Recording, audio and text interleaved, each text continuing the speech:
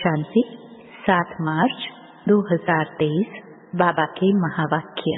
मीठे बच्चे, विजयी रत्न बनने के लिए जीते जी मरकर देही अभिमानी बन बाप के गले का हार बनने का पुरुषार्थ करो। प्रश्न। स्वदर्शन चक्र का राज स्पष्ट होते हुए भी बच्चों में धारणा नंबरवार होती है, क्यों? उत्तर, क्योंकि यह ड्रामा बहुत कायदे अनुसार बना हुआ है।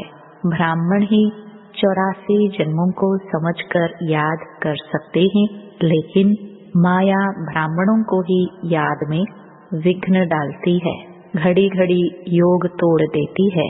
अगर एक समान धारणा हो जाए, सब सहज पास हो जाए तो लाखों की माला बन जाए। इसलिए राजधानी स्थापन होने के कारण नंबरवार धारणा होती है। गीत। मरना तेरी गली में। ओम शांति। बच्चों ने गीत सुना। यह है मरजीवापने का जन्म। मनुष्य जब शरीर छोड़ते हैं तो दुनिया मिट जाती है, आत्मा अलग हो जाती है, तो न मामा न चाचा कुछ भी नहीं रहते। कहाँ जाता है? यह मर गया, अर्थात आत्मा जाकर परमात्मा से मिली। वास्तव में कोई जाते नहीं है, परंतु मनुष्य समझते हैं आत्मा वापस गई या ज्योति ज्योत में समाया। अब बाप बैठ समझाते हैं, यह तो बच्चे जानते हैं आत्मा को पुनर्जन्म लेना ही होता है। पुनर्जन्म को ही जन्म मरण कहा जाता है। पिछाड़ी में जो आत्माएं आती हैं, हो सकता है एक जन्म लेना पड़े, बस वह छोड़ फिर वापस चली जाएगी। पुनर्जन्म लेने का भी बड़ा भारी हिसाब किताब है। करोड़ों मनुष्य हैं, एक एक का विस्तार तो नहीं बता सकेंगे। अब तुम बच्चे कहते हो, हे बाबा, हमारी देह के जो भी संबंध हैं वे सब त्याग, अब हम तुम्हारे गले का हार बनने आए हैं, अर्थात जीते जी आपका होने आए हैं। पुरुषार्थ तो शरीर के साथ करना पड़ेगा, अकेली आत्मा तो पुरुषार्थ कर ना सके। बाप बैठ समझाते हैं, जब रुद्र यज्ञ रचते हैं तो वहाँ शिव का चित्र बड़ा मिट्टी का बनाते हैं और अनेक सालिग्राम के चित्र मिट्टी के बनाते हैं। अब वह कौन से सालिग्राम हैं जो बनाकर और फिर उनकी पूजा करते हैं? शिव को तो समझेंगे कि यह परमपिता परमात्मा है, शिव को मुख्य रखते हैं। आत्माएं तो ढेर है, तो वे भी सालिग्राम बहुत बनाते हैं। 10,000 अथवा 1 लाख भी सालिग्राम बनाते हैं। रोज बनाया और थोड़ा फिर बनाया, बड़ी मेहनत लगती है। अब वह न पुजारी न यज्ञ रचवाने वाले ही जानते हैं कि यह कौन है। क्या इतनी सब आत्माएं पूजनीय लायक हैं? नहीं। अच्छा समझो, भारतवासियों के 33 करोड़ सालिग्राम बनाए, वह भी हो नहीं सकता, क्योंकि सभी तो बाप को मदद देते नहीं। यह बड़ी गुह्य बातें हैं समझने की। 4-5 लाख रुपया खर्च करते हैं रुद्र यज्ञ रचने में। अच्छा, अब शिव तो परमपिता परमात्मा ठीक है, बाकी सालिग्राम इतने सब कौन से बच्चे हैं जो पूछे जाते हैं? इस समय तुम बच्चे ही बाप को जानते हो और मददगार बनते हो। प्रजा भी तो मदद करती है ना। शिव बाबा को जो याद करते हैं वह स्वर्ग में तो आ जाएंगे। भल ज्ञान किसको ना भी दे तो भी स्वर्ग में आ जाएंगे। वह तो कितने ढेर होंगे, परंतु मुख्य 108 है। मम्मा भी देखो कितनी जबरदस्त रत्न है, कितनी पूजी जाती है। अब तुम बच्चों को देही अभिमानी जरूर बनना है। जन्म जन्मांतर तुम देह अभिमानी रहे हो।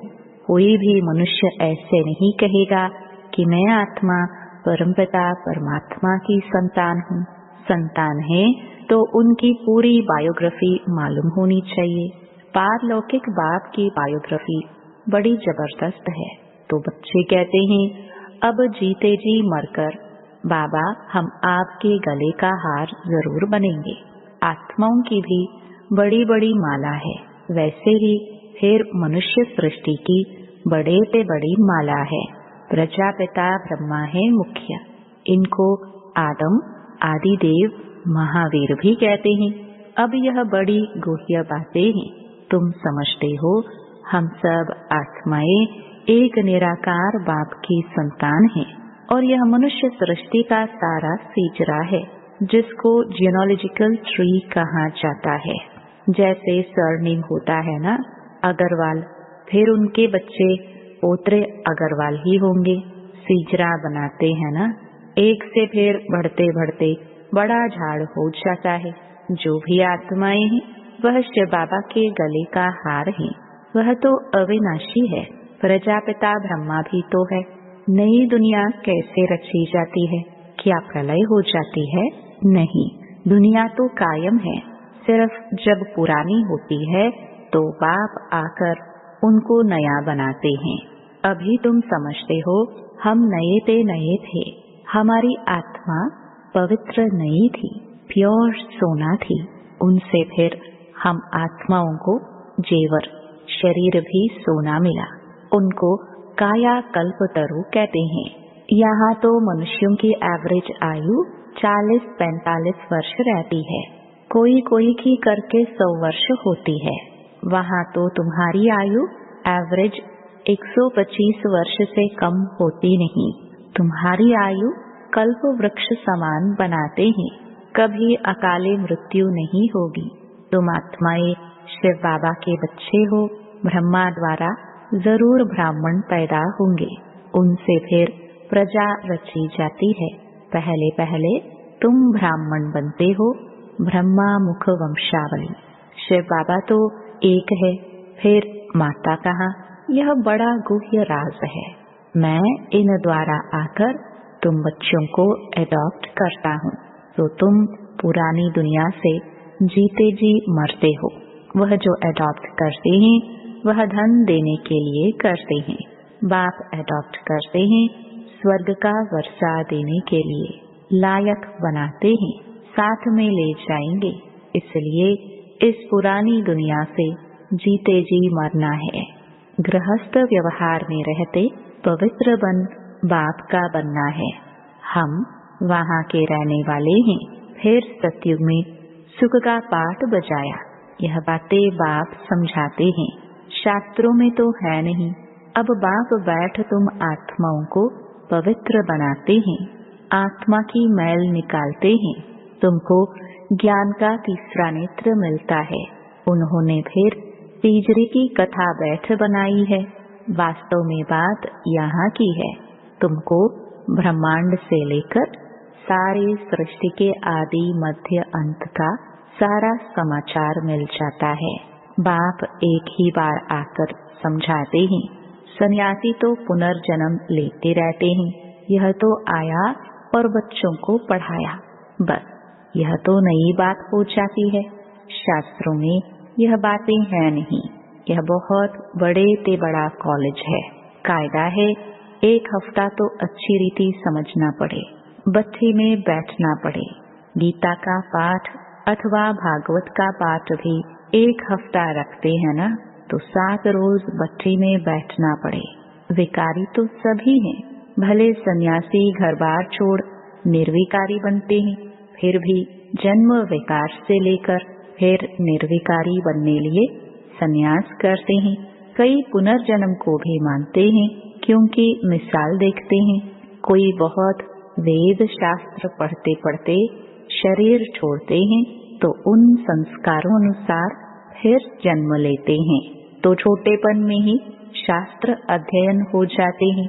जन्म ले अपने को अपवित्र समझ फिर पवित्र बनने के लिए सन्यास करते हैं। तुम तो एक ही बार पवित्र बन देवता बनते हो। तुमको फिर सन्यास नहीं करना पड़ेगा, तो उनका सन्यास अधूरा हुआ ना। यह बातें खुद भी समझा नहीं सकते हैं, बाबा बैठ समझाते हैं। वह है उत्तम से उत्तम बाप जिसके तुम बच्चे बने हो। यह स्कूल भी है। रोजाना नई नई बातें निकलती हैं। कहते हैं आज गुह्य ते गुह्य सुनाता हूँ।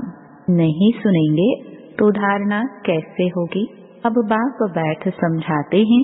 तुम मेरे बने हो तो शरीर का भान छोड़ो, मैं गाइड बन आया हूँ वापस ले जाने। तुम हो पांडव संप्रदाय, वह जिस्मानी पंडे हैं, तुम रूहानी पंडे हो, वह जिस्मानी यात्रा पर ले जाते हैं, तुम्हारी है रूहानी यात्रा। उन्होंने तो पांडवों को हथियार दे युद्ध के मैदान में दिखाया है।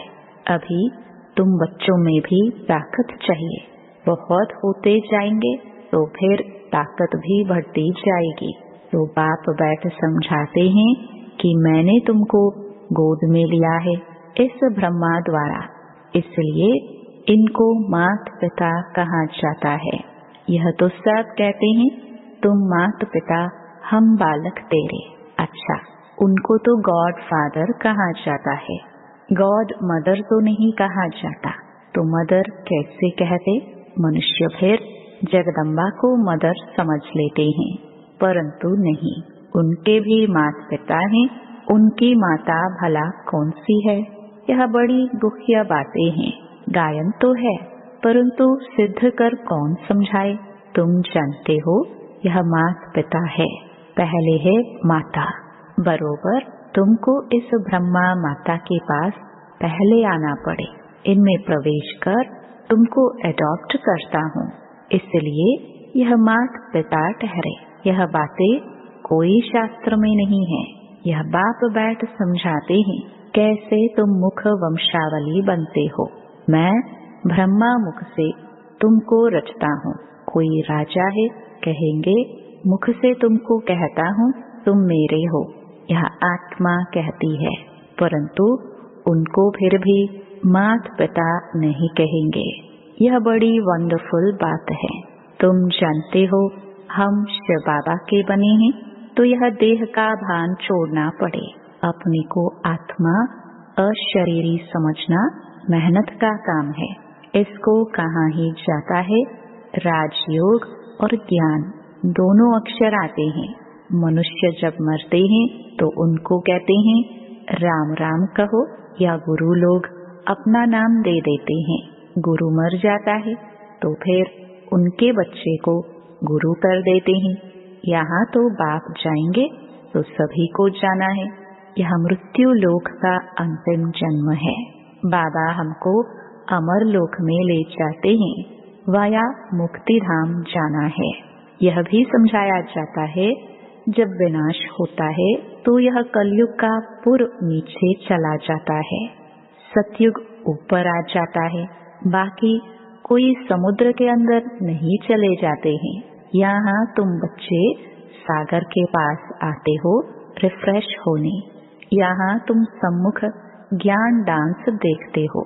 दिखाते हैं गोप गोपियों ने कृष्ण को डांस कराई। यह बात इस समय की है। छात्रक बच्चों के सामने बाप की मुरली चलती है। बच्चों को भी सिखाना पड़े, फिर जो जितना सीखे। समझाना है बेहद के बाप से स्वर्ग का वर्षा लो। हे भगवान कहते हो, वह तो रचेगा, जरूर स्वर्ग ही रचेंगे। यह एक ही बाप है जो स्वर्ग रचते हैं, वो फिर आधा कल्प चलता है। बाबा तुम्हें कितने राज समझाते हैं। बच्चों को मेहनत कर धारणा करनी है। स्वदर्शन चक्र का राज भी बाबा ने कितना साफ बताया है। 84 जन्मों के चक्र को ब्राह्मण ही याद कर सकते हैं। यह है बुद्धि का योग लगाकर चक्र को याद करना, परंतु माया घड़ी घड़ी योग तोड़ देती है, विघ्न डालती है। सहज हो तो फिर सब पास कर ले, लाखों की माला बन जाए। यह तो ड्रामा ही कायदे अनुसार है। मुख्य हैं 8, उनमें फर्क नहीं पड़ सकता। त्रेता के अंत में जितने प्रिंस प्रिंसेस हैं सभी मिलकर जरूर यहाँ ही पढ़ते होंगे। प्रजा भी पढ़ती होगी। यहाँ ही किंगडम स्थापन होती है। बाप ही किंगडम स्थापन करते हैं और कोई प्रिसेप्टर किंगडम नहीं स्थापन करते। यहाँ बड़ा वंडरफुल राज है। सतयुग में लक्ष्मी नारायण का राज्य कहाँ से आया? कलयुग में तो राजा ही है नहीं, अनेक धर्म हैं। भारतवासी कंगाल हैं। कलयुग की रात पूरी हो, दिन शुरू हुआ और बादशाही चली। यह क्या हुआ? अल्लाह अव्वल दिन का खेल दिखाते हैं ना, तो कारून के खजाने निकल आते हैं। तुम सेकंड में दिव्य दृष्टि से वैकुंठ देख आते हो। अच्छा, माता पिता, बाप दादा, बच्चे, सारी फैमिली इकट्ठी बैठी है। मीठे मीठे सिखिलदे बच्चों प्रति माता पिता बाप दादा का याद प्यार और गुड मॉर्निंग। रूहानी बाप की रूहानी बच्चों को नमस्ते।